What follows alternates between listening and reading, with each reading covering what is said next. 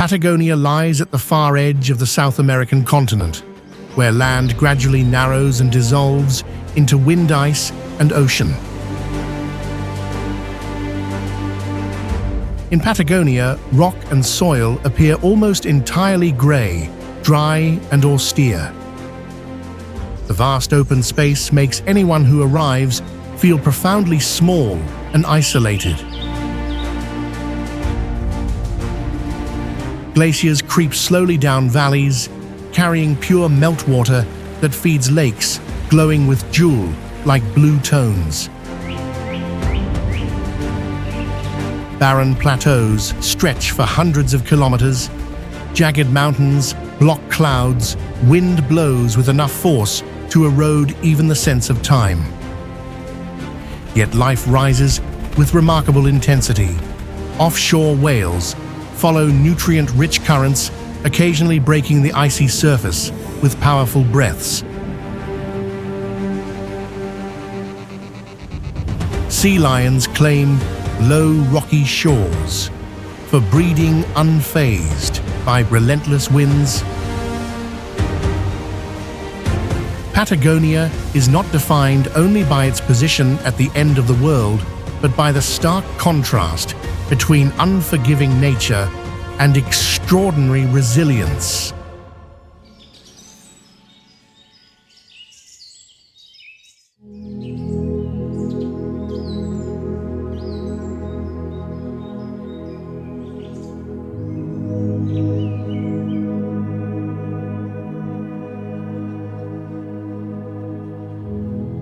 Torres del Paine is a place where stone rises into towers, ice opens into lakes, and wind becomes the rhythm of life. This image has shaped the first visual memory of Patagonia in the global imagination.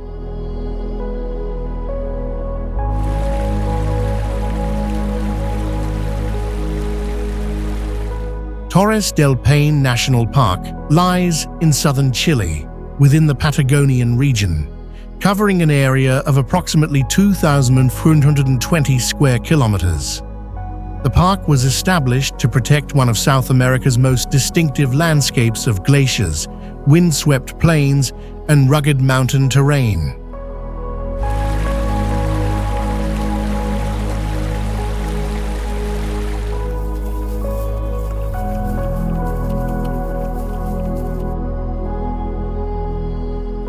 The overall scenery of Torres del Paine is defined by sharp contrasts. 3 granite towers rise abruptly through low cloud cover, standing above turquoise glacial lakes and creating a powerful visual anchor visible from great distances.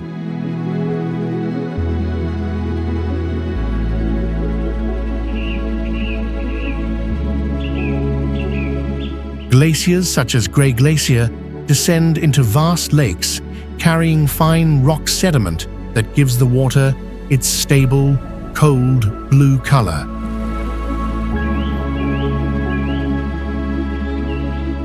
Open grasslands spread across the lower elevations, where short vegetation bends continuously under relentless winds. The ecosystem is clearly layered, transitioning from ice fields and alpine zones to sparse forests and open steppe.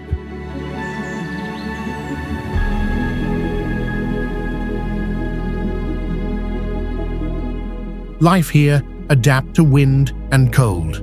Guanacos move in small herds across the plains, relying on low grasses and wide open space.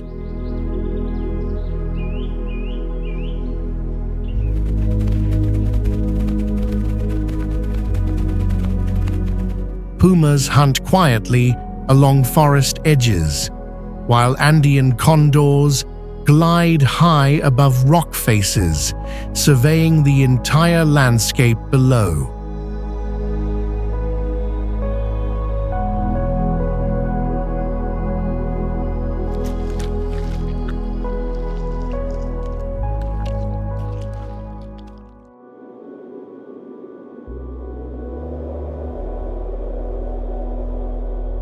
Grey Glacier is a living river of ice, constantly cracking and pushing massive blue blocks into the lake.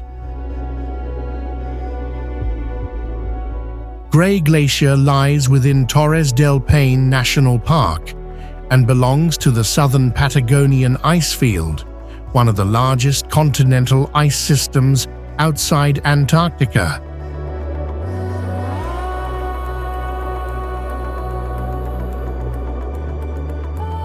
The glacier stretches for more than 6 kilometers and serves as a primary source of ice and cold water for the entire Grey Lake system.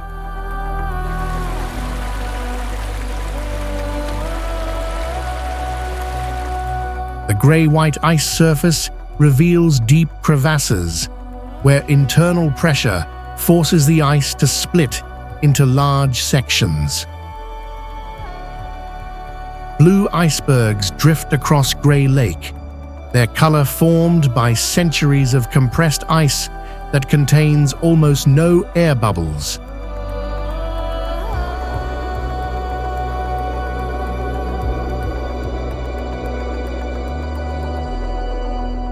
Light and cloud conditions change constantly and shift the ice color from pale blue to deep blue within a single day.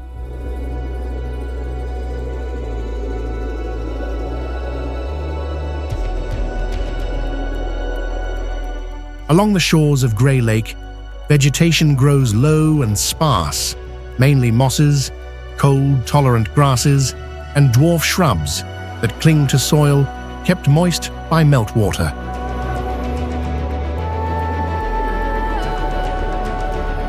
On the lake surface, drifting ice creates temporary feeding grounds for water birds, especially during periods of intense calving.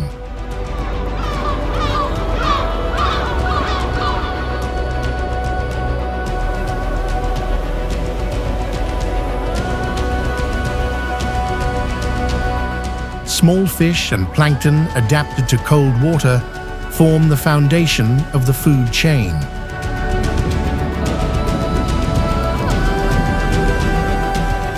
Grey Glacier sustains a minimal yet stable ecosystem where all life depends on endurance and careful energy use.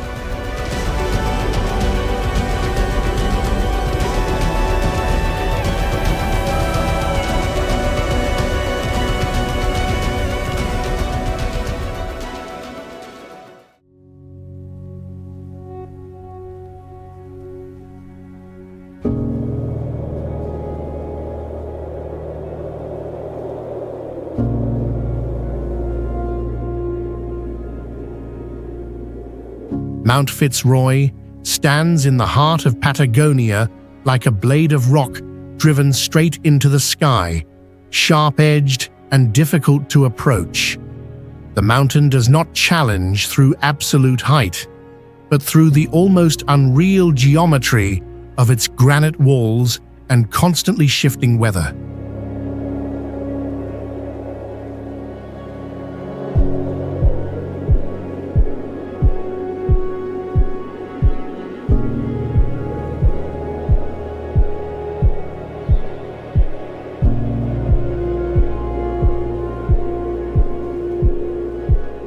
Mount Fitzroy rises to 3,405 meters and is formed from ancient granite, carved relentlessly by glaciers and western winds over millions of years. Sharp spires climb almost vertically, their surfaces exposing bare rock layers with no attempt to conceal the passage of time.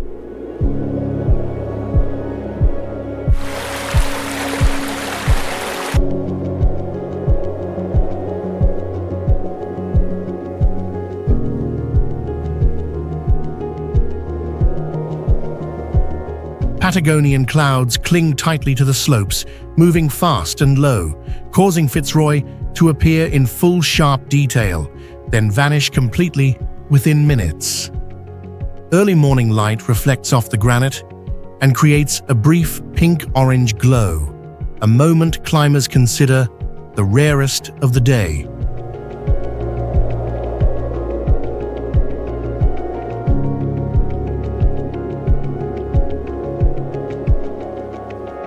Surrounding Mount Fitzroy are low southern beach forests, milky blue glacial lakes, and wind-swept steppe.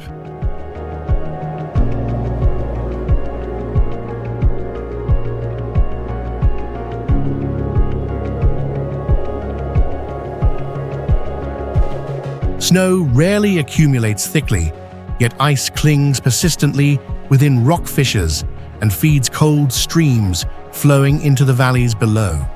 Steep terrain and unpredictable weather turn Fitzroy into a symbol of challenge, where only precise movement earns a place.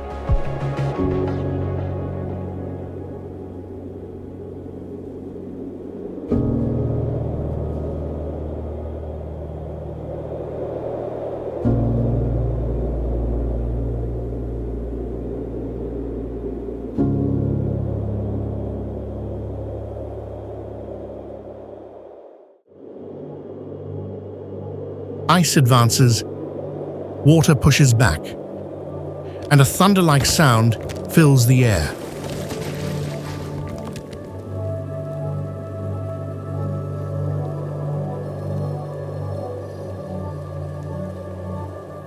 Perito Moreno Glacier covers an area of about 250 kilometers and rises more than 70 meters above the surface of Lake Argentino, moving forward continuously at a rate of several meters each day.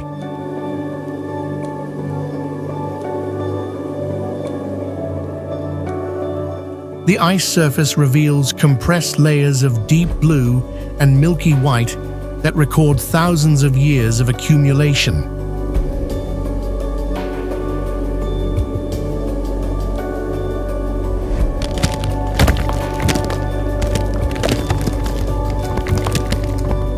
Unlike most Patagonian glaciers that are retreating, Perito Moreno maintains a rare state of balance. Ice melts, yet is replenished by snowfall on the upper ice plateau. This steady motion generates immense pressure along the ice front.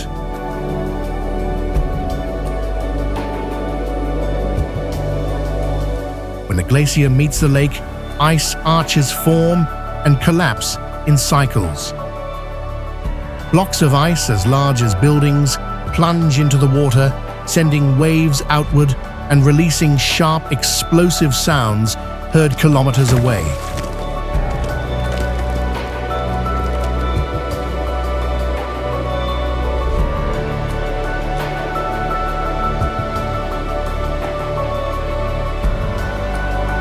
The lake surface shifts constantly in color, from milky turquoise to deep blue, as glacial rock flour is stirred through cold water.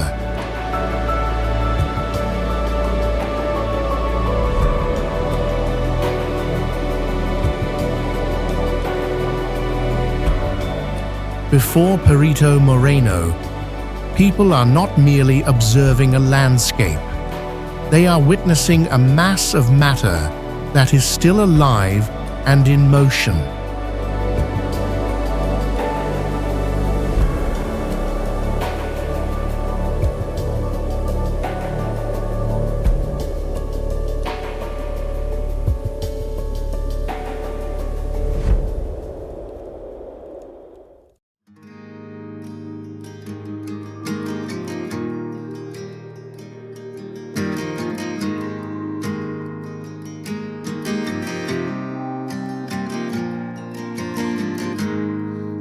El Chalten feels like the final boundary before humans step into the domain of ice, rock, and wind.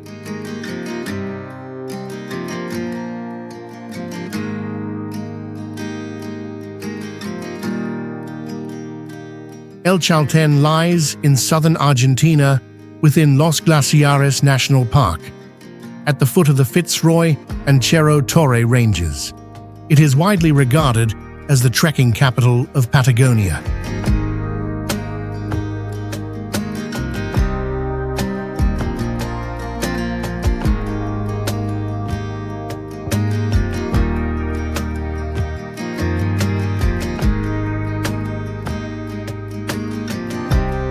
The landscape of El Chalten feels raw and direct to the observer. Dry steppe stretches to the edge of the town, where wind blows without pause. In the distance, granite massifs rise steeply and remain frequently wrapped in cloud.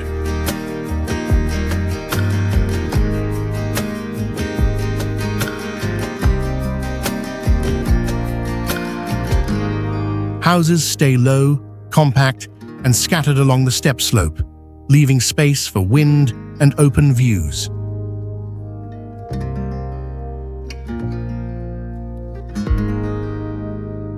Trails lead straight into southern beech forest, crossing glacial streams and bare, rocky slopes.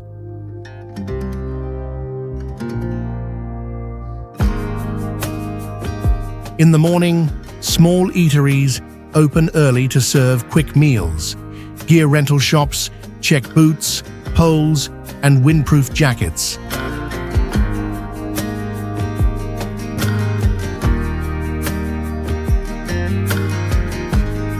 Residents eat breakfast while exchanging brief updates on weather, cloud cover, and wind direction, as this information decides the safety of the day's journey. Community culture forms through self-awareness and respect for shared space.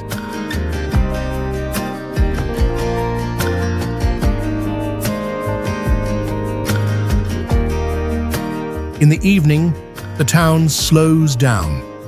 People return to their families, gather around warm dinners, and share the day's experiences.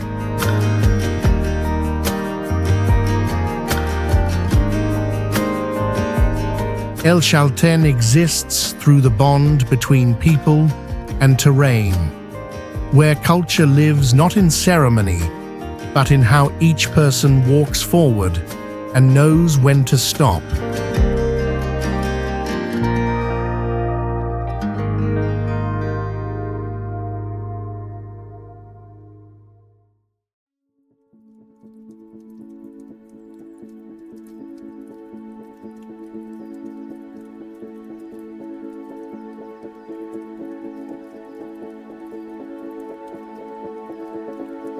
Leaving El Chalten behind, the dirt road carries travelers away from low rooftops and leads straight into a realm shaped by ice and wind.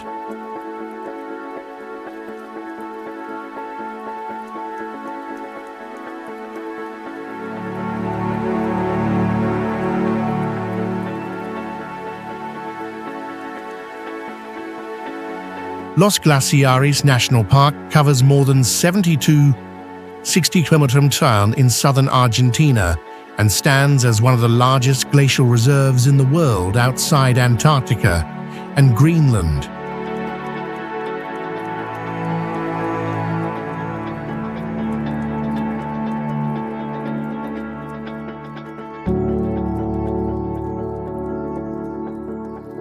The park is recognized by UNESCO for its distinctive system of glaciers, glacial lakes, and Patagonian rock formations.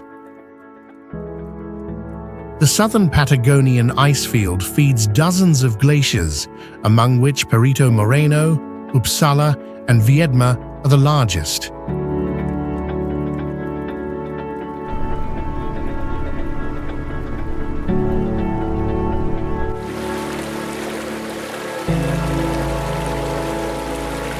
Granite mountains and ice slopes stand side by side and create sharp, clearly defined outlines within the clear air.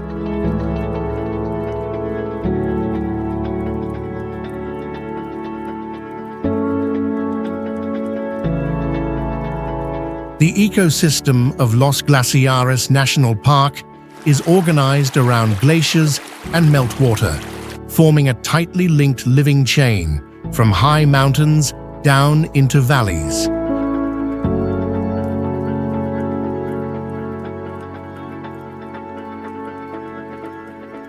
Large glaciers supply cold, mineral-rich water that nourishes glacial lakes and plankton communities, forming the base of the food web.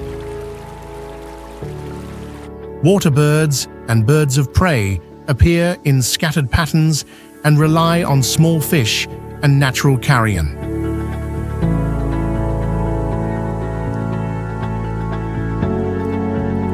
Biological rhythms here move slowly and conserve energy. Every species depends on the timing of ice melt and the stability of water supply.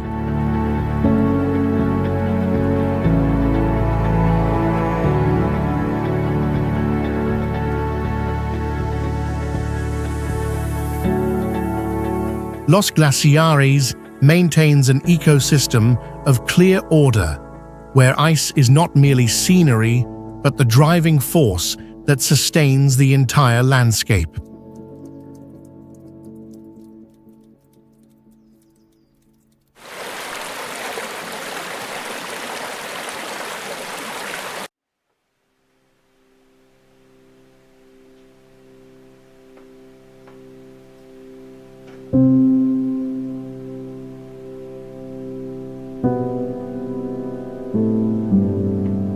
The southern Patagonian ice field is a vast ice mass operating quietly behind every glacier that people can see.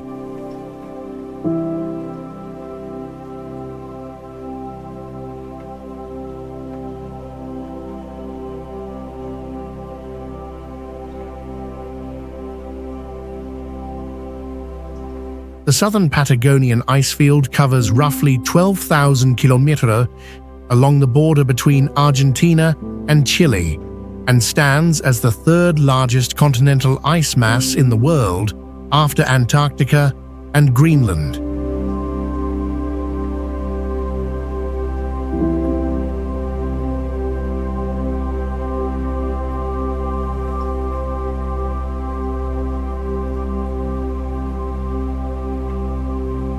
It serves as the direct source for most of Patagonia's major glaciers, including Perito Moreno, Gray, Uppsala, and Viedma.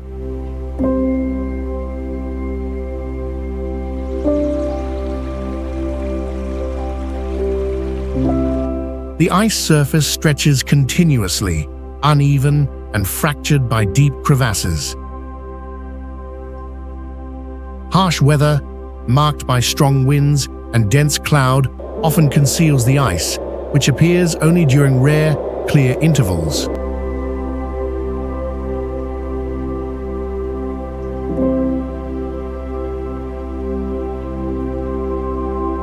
From the central ice mass, glaciers flow slowly in all directions, descending into lakes and lower valleys while carrying cold water and fine rock sediment.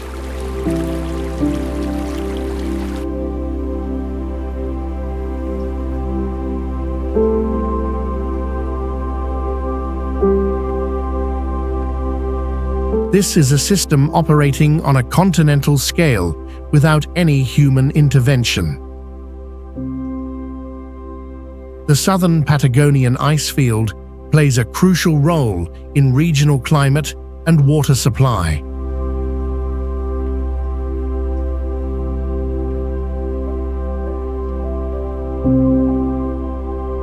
Communities living far from the ice edge depend indirectly on meltwater from this source to feed rivers and lakes.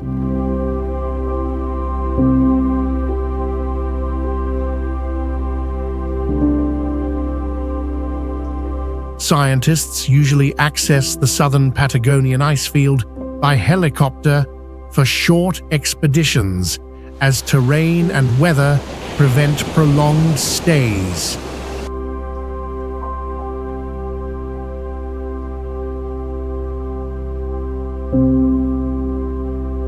There are no trails and no signs of permanent activity, only ice and the slow movement of humans within a harsh environment.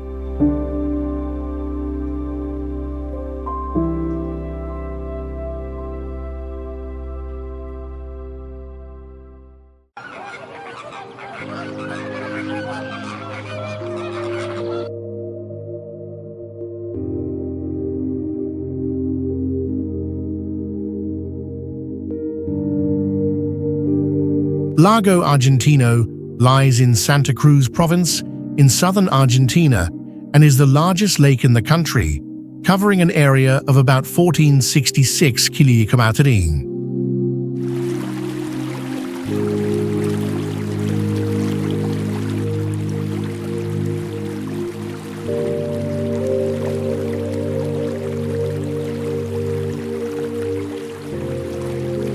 The lake receives water directly from the southern Patagonian ice field and functions as the hydrological core of the entire region.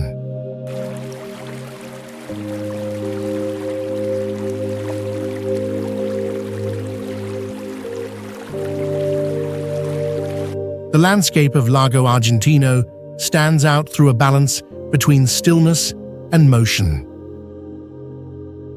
The lake surface is wide and cold, holding a pale blue milky tone created by glacial rock flour suspended in the water. Blue icebergs drift slowly from nearby glaciers, their sharp and translucent forms standing out against the cold, grey surface.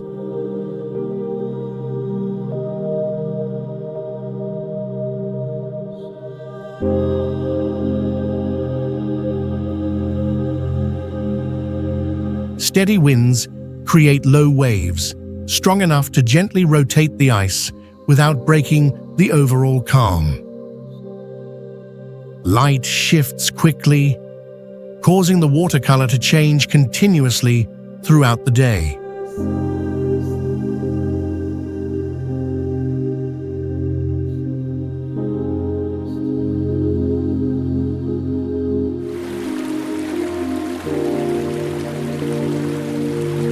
The town of El Calafate sits along the shore and serves as a departure point for glacier boat tours and regional road routes. Community life around Lago Argentino develops through work directly tied to the lake and changing weather.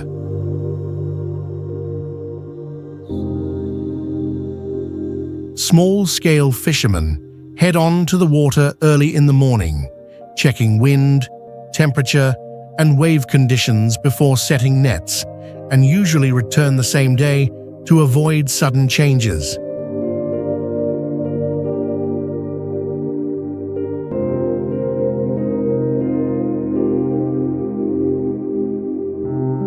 Most of the catch supplies local households and nearby restaurants.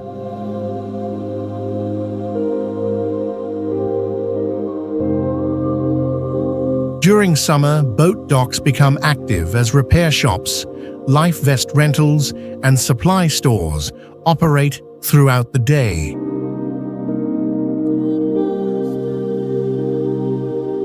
Tourism follows fixed schedules, with small groups traveling by boat to observe glaciers, stopping only at designated points before returning on time.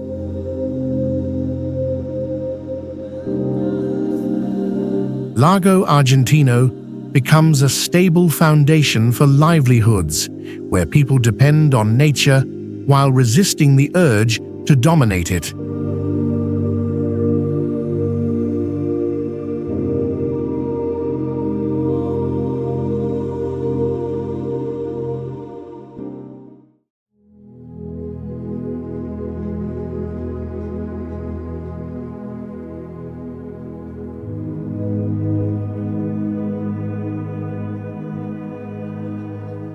Cueva de las Manos places humans before a question. Who came here and left these strange handprints inside the cave?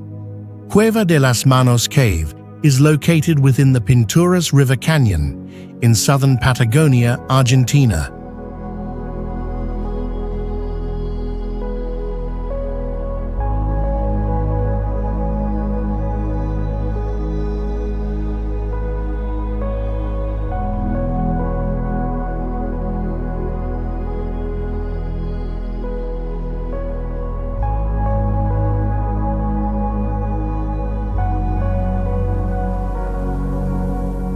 Cueva de las Manos is famous for handprints covering the rock walls in different colors, such as red, black, white, and ochre, arranged in overlapping layers.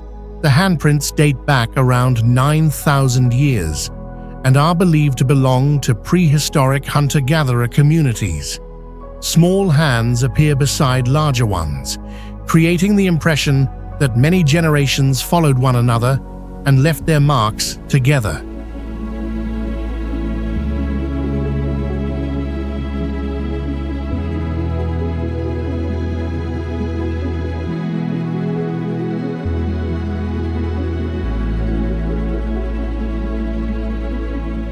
Many theories view the handprints as coming-of-age rituals, hunting vows, or signs of belonging to a community.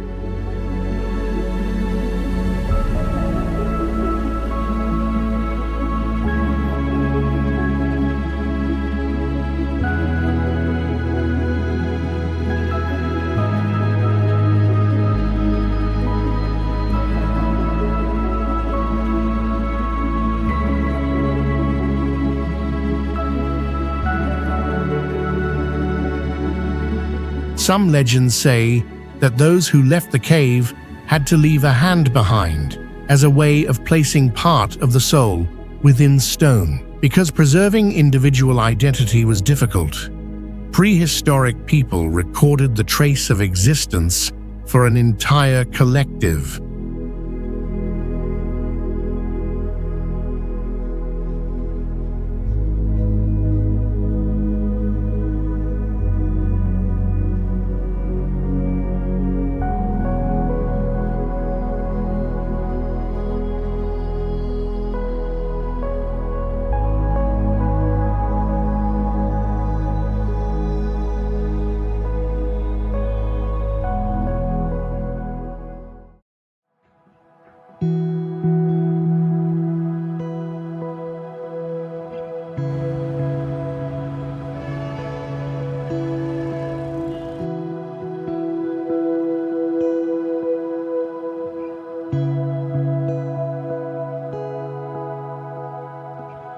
Puerto Natales lies on the edge of Última Esperanza Sound, a small town isolated within a vast space so wide that even the wind seems unable to find a place to rest.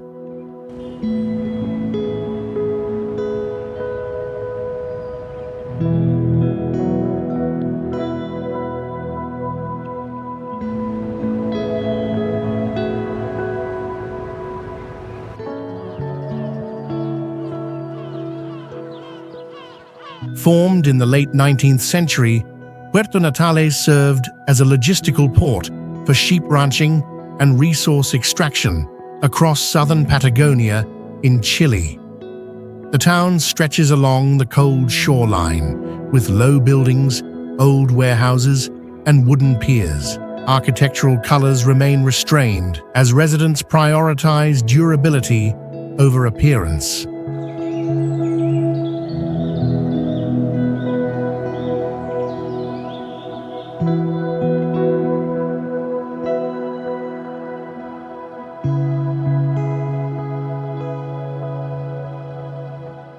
Because of its geographic isolation, the community of Puerto Natales has long depended on mutual support to survive. For decades, the town was closely tied to large estancias spanning thousands of hectares.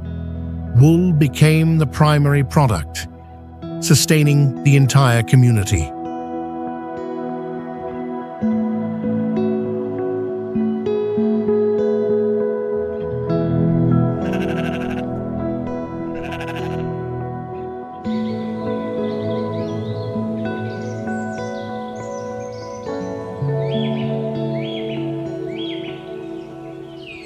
Cargo ships entering and leaving the Sound carried goods, new settlers, and rare news from the outside world.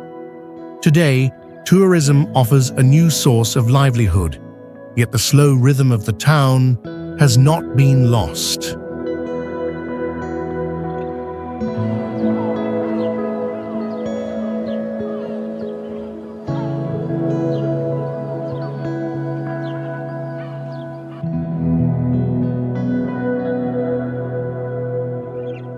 More than a point of survival in the Patagonian wilderness, Puerto Natales presents one of the most honest portraits of human life at the edge of the world.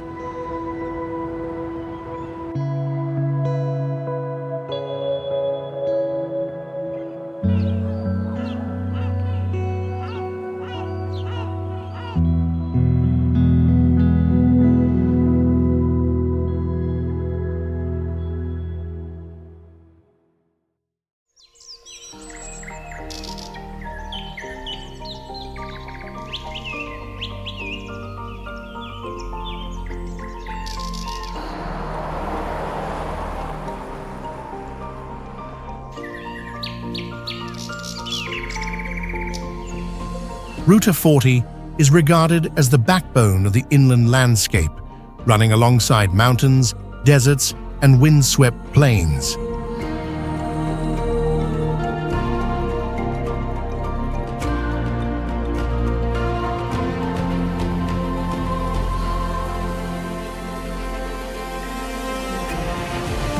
The route stretches roughly 5,200 kilometers along the eastern flank of the Andes, connecting northern Argentina with Patagonia and Tierra del Fuego. On both sides of the road rise massive mountain ranges, forming a wall-like presence of the Andes. Along the journey, rocky deserts appear, then give way to glacial lakes. Low plains open toward glaciers and sharp mountain peaks.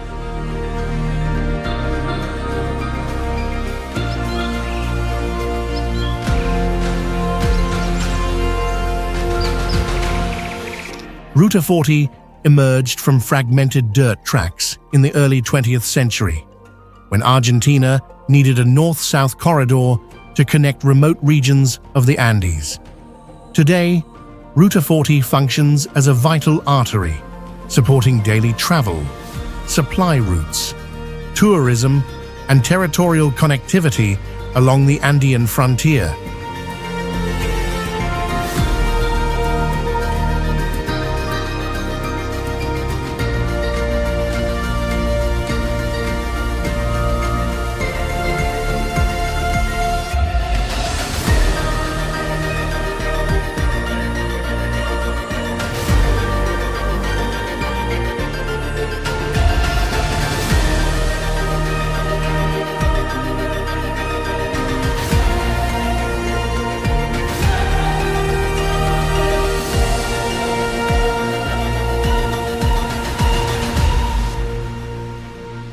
This road does not prioritize speed, but focuses on terrain grip and endurance under harsh conditions. For many parts of Patagonia and the Northwest, Ruta 40 remains the only link connecting communities to the rest of the country.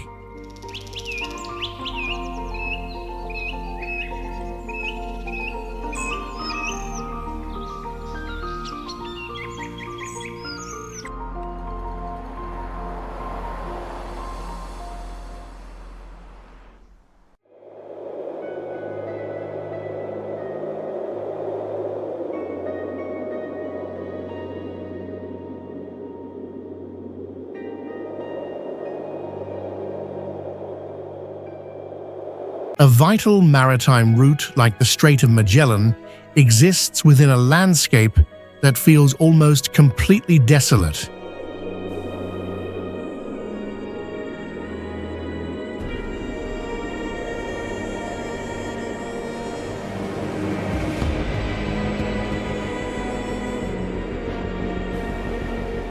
The Strait of Magellan is a narrow sea passage separating the South American mainland from the Tierra del Fuego archipelago. Stretching about 560 kilometers, the Strait of Magellan once served as a crucial gateway before the opening of the Panama Canal.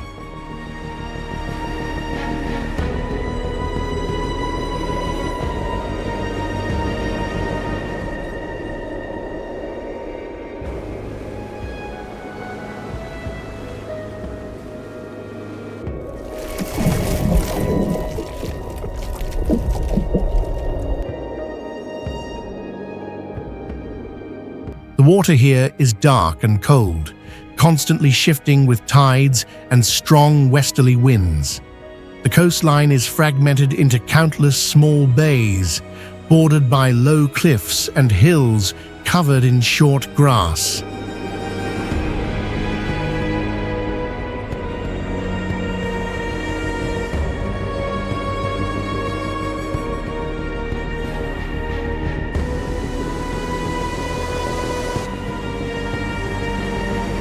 Beyond its geography, the name of the strait evokes distant historical journeys. In 1520, the expedition led by Ferdinand Magellan entered the strait amid cold temperatures and heavy fog.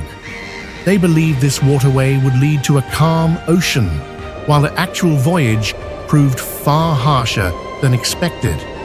The passage through the Strait of Magellan took longer than planned, with heavy losses in crew, ships, and morale.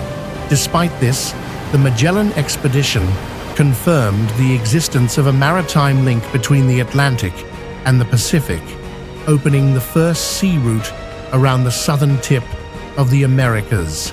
This discovery reshaped global navigation, reducing dependence on trade routes controlled within Europe. In later centuries, the strait became a strategic corridor for commerce and exploration, while remaining inseparable from the risks of severe weather.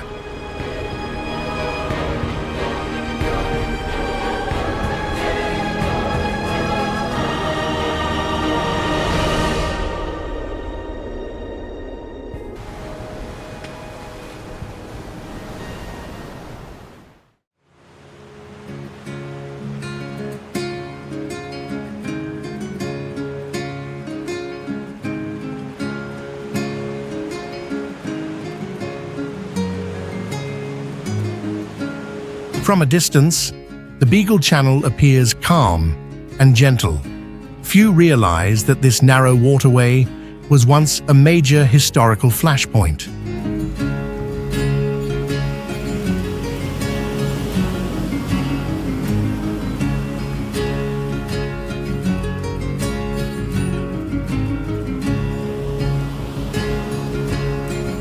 The Beagle Channel lies at the southern tip of South America, separating Tierra del Fuego from the smaller islands to the south, and stretches roughly 240 km.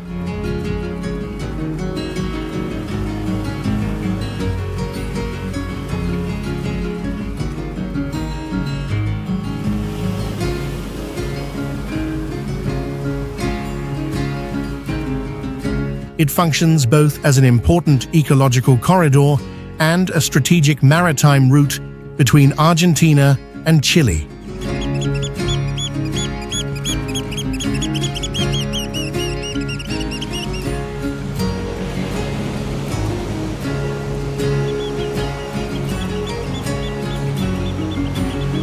The surface of the Beagle Channel is enclosed by low mountain slopes and wind-swept coastal forests adapted to persistent cold.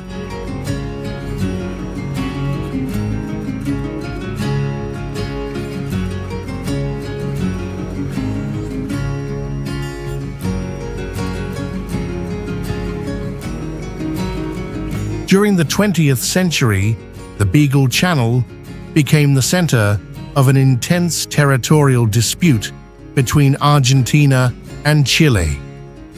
A body of water that seemed peaceful nearly pushed the two nations toward armed conflict over sovereignty.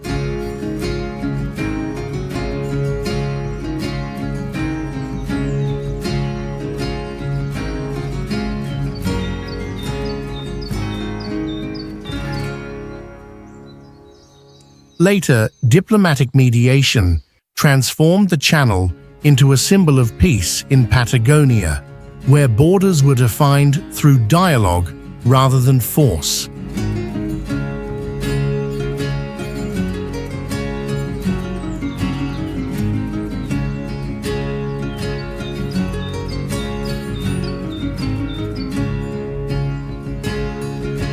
The ecosystem of the Beagle Channel is sustained by cold, nutrient-rich waters, and steady tidal rhythms.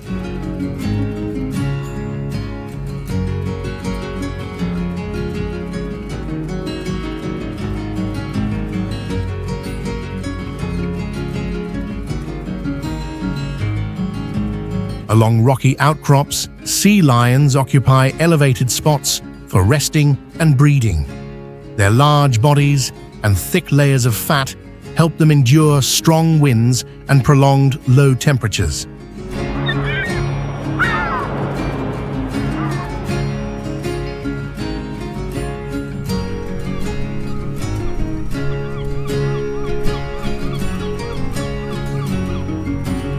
Below the surface, small fish and squid gather seasonally, forming a stable food source for penguins.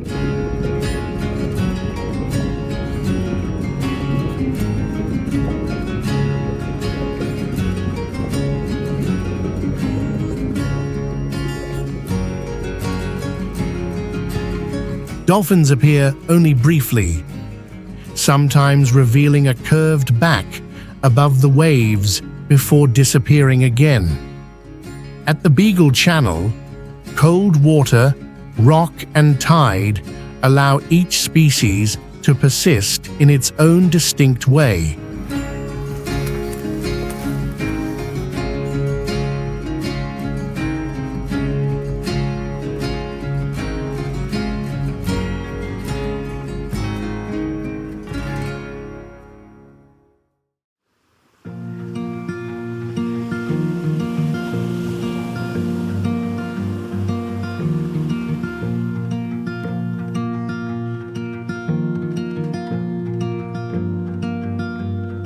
Isla Martillo is a small island that preserves an ancient rhythm of life amid the vast maritime routes of Patagonia.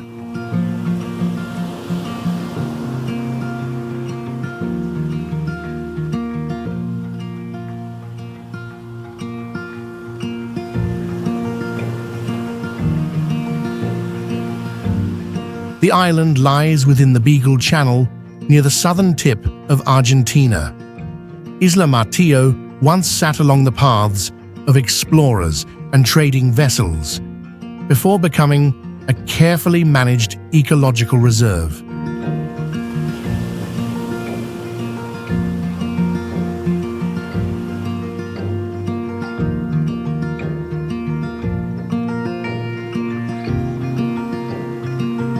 For indigenous peoples and 19th century sailors, the island served as a natural navigation marker in the fog-heavy waters of the Beagle Channel.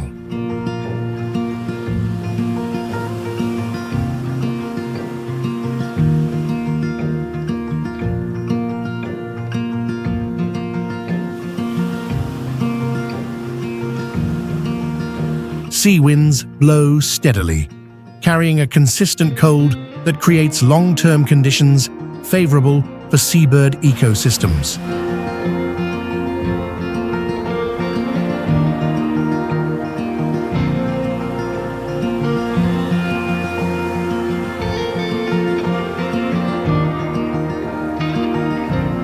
Penguins are the most prominent inhabitants of Isla Martillo. During the breeding season, they occupy nearly the entire shoreline. Dense penguin colonies were once seen as a sign of safety for ships, indicating shallow waters and nearby land.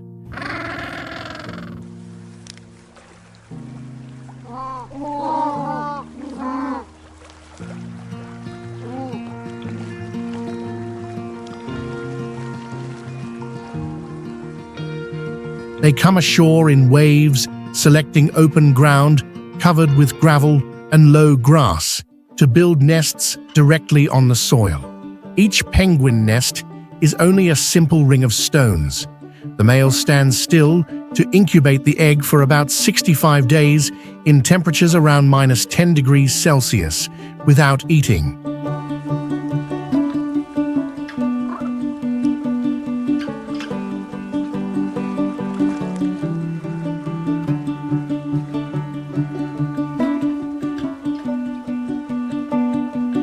After hatching, Young penguins gather into small groups, learning how to stand firmly and adapt to the surrounding environment.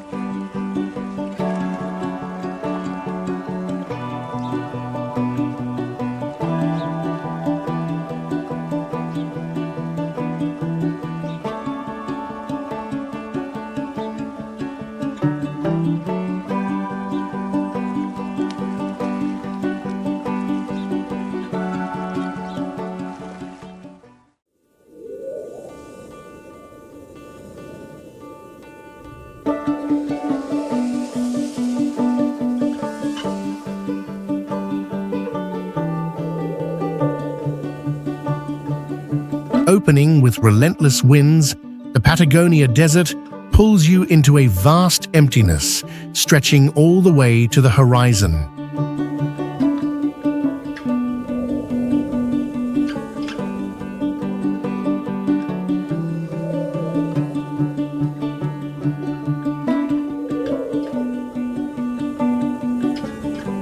The Patagonia desert covers about 63,000 square kilometers in the southernmost part of South America and is considered the sixth largest desert in the world.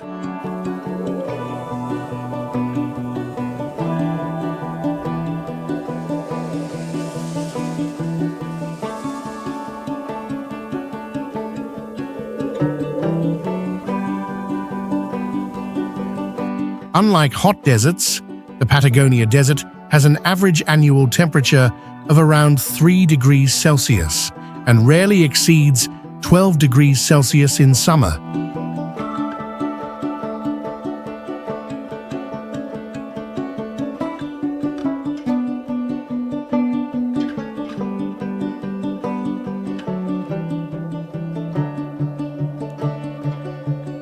The region records only about 160 to 200 millimeters of rainfall per year, creating a rare form of cold aridity.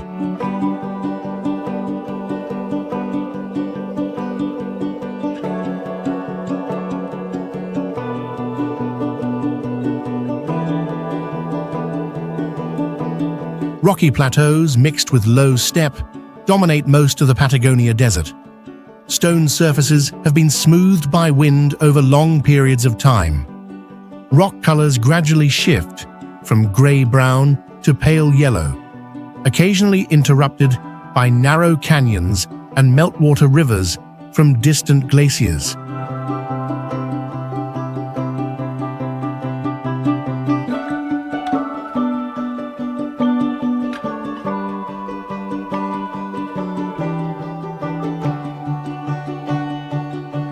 The ecosystem of the Patagonia desert forms under conditions of dryness, cold, and persistent strong winds throughout the year.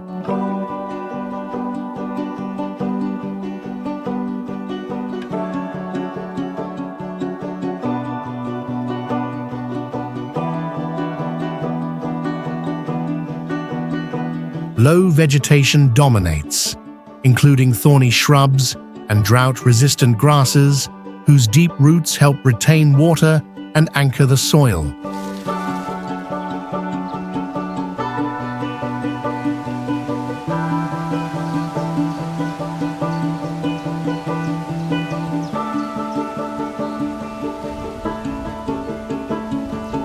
Guanacos move in small groups, searching for sparse grasslands, while rodents dig burrows to escape wind and low nighttime temperatures.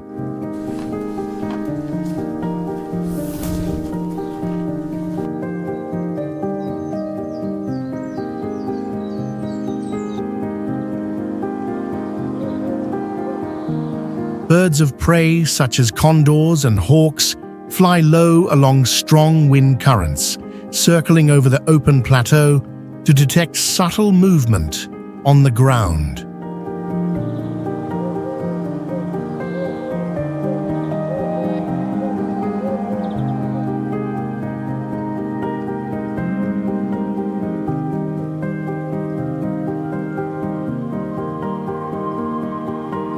When prey is detected, they descend quickly or dive from a distance, using open visibility and long range to hunt efficiently.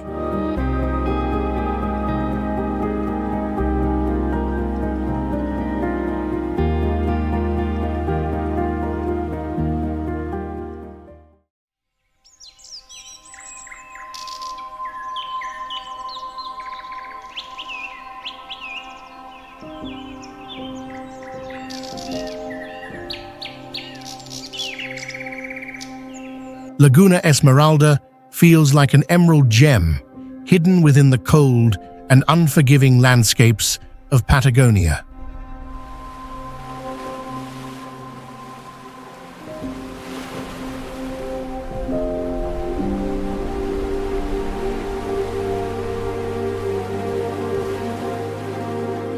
Located along the southern edge of the Andes mountain range, Laguna Esmeralda formed from glacial meltwater collecting in a low valley.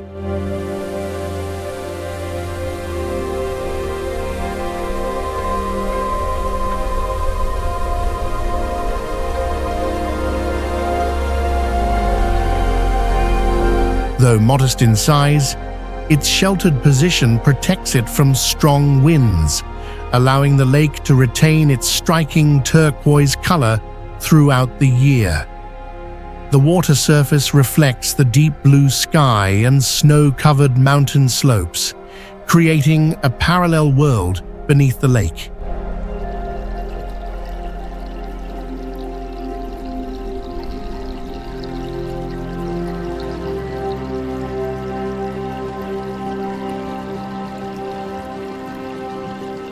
Pure glacial streams flow steadily from higher elevations into the basin, maintaining exceptional clarity and cleanliness.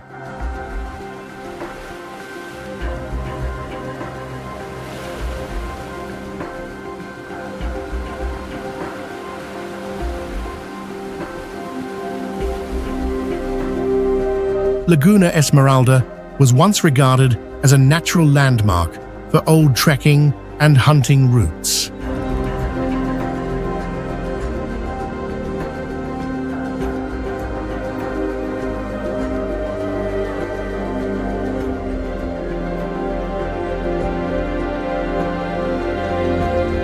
Today, it serves as a resting point for long-distance travelers, offering a place to recover energy amid vast wilderness.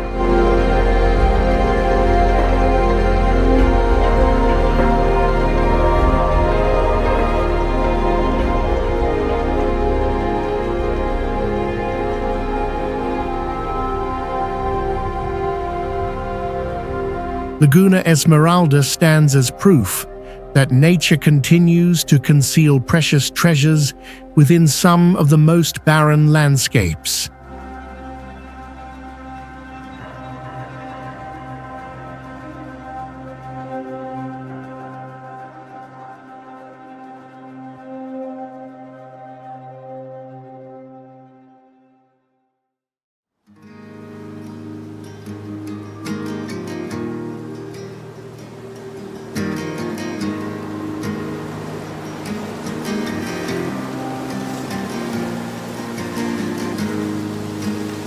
Valdes Peninsula lies off the coast of Chubut province in Argentina, projecting into the cold Atlantic Ocean.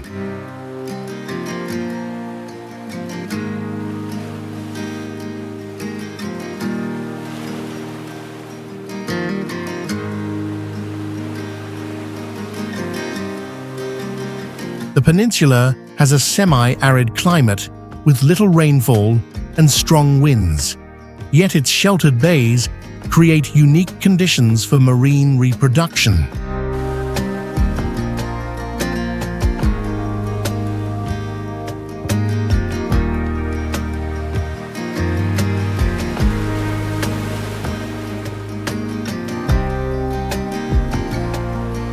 The seawater here remains warmer and more stable, with fewer strong waves than offshore, allowing whales to approach the coast safely during the breeding season.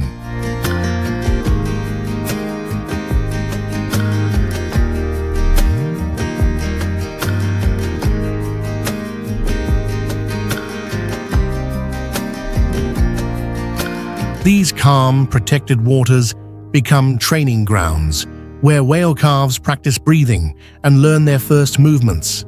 Small fish and plankton gather along gentle currents, providing abundant food for whales, dolphins, and seabirds.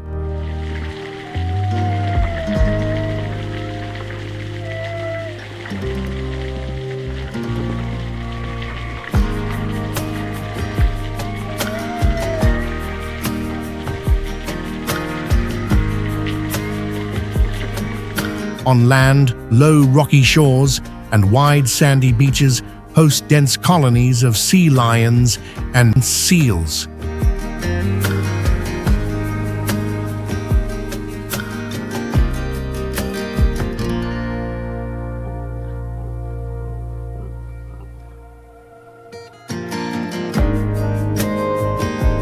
Each sea lion colony forms with a clear structure as dominant males occupy central or advantageous edge positions, controlling groups of females and pups and remaining mostly still while lifting their heads or vocalizing when strangers approach too closely.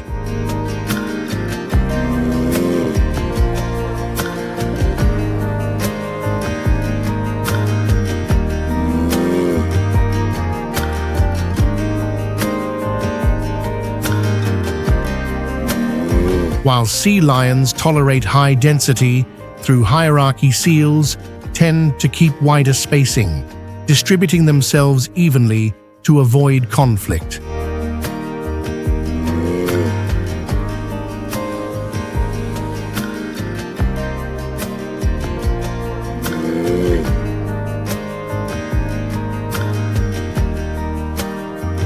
This division reduces energy loss, limits aggression, and maintains stability throughout the breeding season.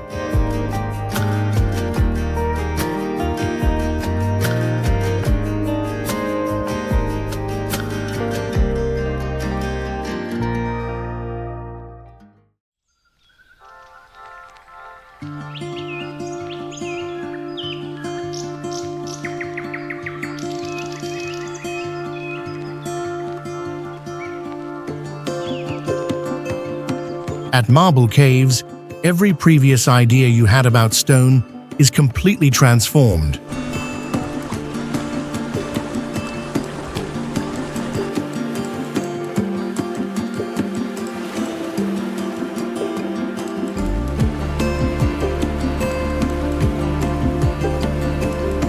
Marble Caves lies on General Carrera Lake in Patagonia, formed entirely from pure marble.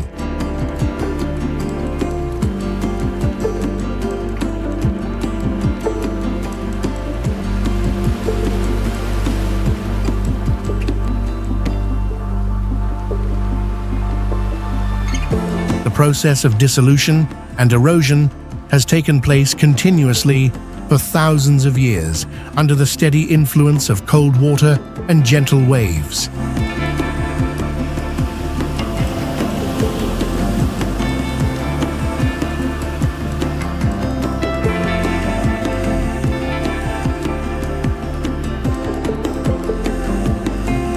Inside the caves, curved and rounded vaults with smooth surfaces reflect turquoise light from the lake below.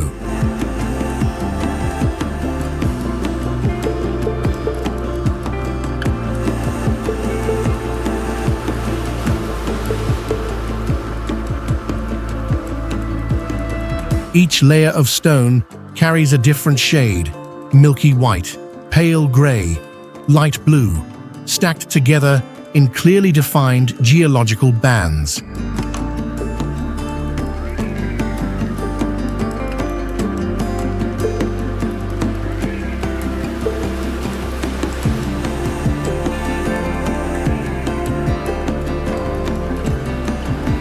It feels as if Patagonia's nature has painted these mesmerizing and alluring colors for Marble Caves itself.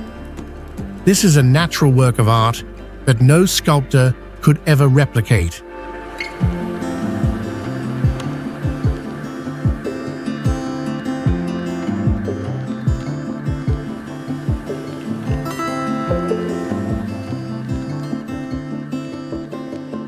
When light enters the caves, the colors continuously shift with each angle of view, making it feel as though each block of stone is in motion.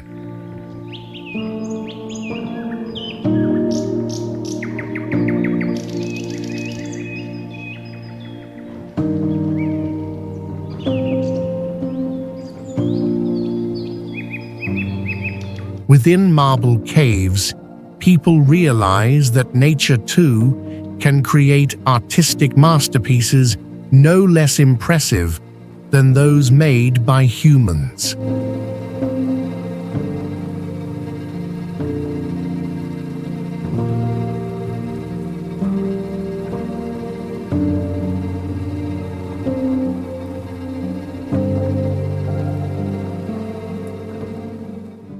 In Patagonia, at the end of the world, harsh nature does not eliminate life. Instead, cold winds, dry land, and icy waters have forged extraordinary adaptive abilities in the wildlife here.